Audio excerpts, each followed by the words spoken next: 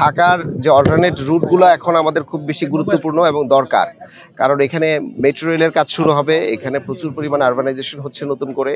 তো মানুষের মোবিলিটিকে মাথায় রেখে আমরা 3টি ব্রিজ এখানে করছি, এবং এই 3টি ব্রিজের ডিজাইনের ক্ষেত্রে আমরা দুটো জিনিস মাথায় রেখেছি। একটা হচ্ছে যে খুব দ্রুত করা যায় কিভাবে এবং মজবুত হয় কিভাবে, সেটা একটি বড় ইস্যু।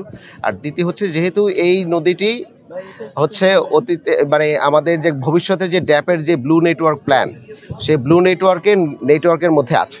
সুতরাং ব্লু নেটওয়ার্কে তো নেভিগেবিলিটির কথা ভবিষ্যতে চিন্তা করা হবে, যদিও এখনো চিন্তা করা হয় নাই। তো সুতরাং যদি চিন্তা করা হয়, তাহলে রামপুরা যে ব্রিজটি এখন আছে, সেই ব্রিজটি হতে পারে ভবিষ্যতের ঘাট।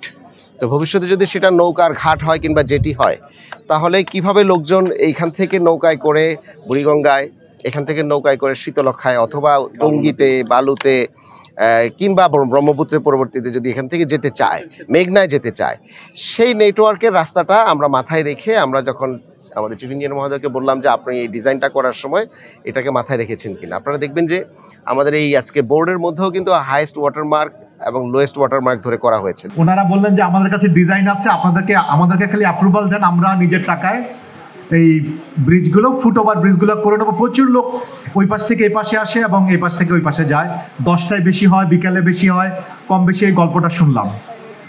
তো তারপরেই অনেকে বললাম যে ঠিক আছে, আপনাদের যে ডিজাইনগুলো আছে এগুলো নিয়ে আমাদের কাছে আসেন, আমরা দেখব। তো ওনারা ডিজাইনটা দিলেন আমাকে, কোনো একটা কোম্পানির, বাইরের একটা কোম্পানি। তাই আমি বললাম যে এমআইসি থেকে ভ্যাটিং করে নিয়ে আসেন।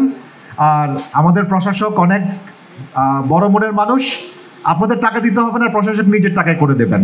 আমরা যেভাবে চেয়েছি সেভাবে কাজ করে দিচ্ছেন।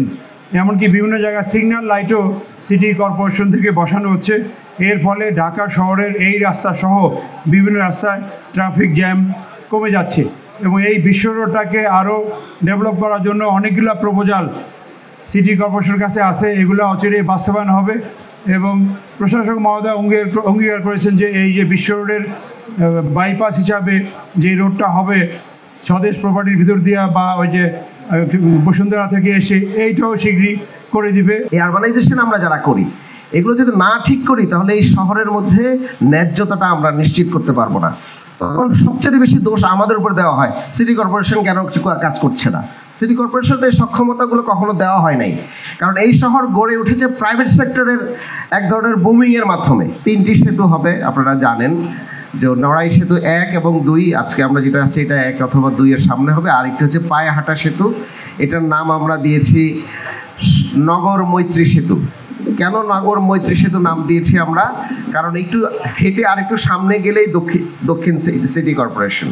তো সুতরাং 2 সিটি কর্পোরেশনের যেই সম্পর্ক, এই সম্পর্কটা পায়ে হেঁটে একদম কাছাকাছি সম্পর্ক, এবং একসময় এটা সিটি কর্পোরেশন ছিল, এক সিটি কর্পোরেশন ছিল।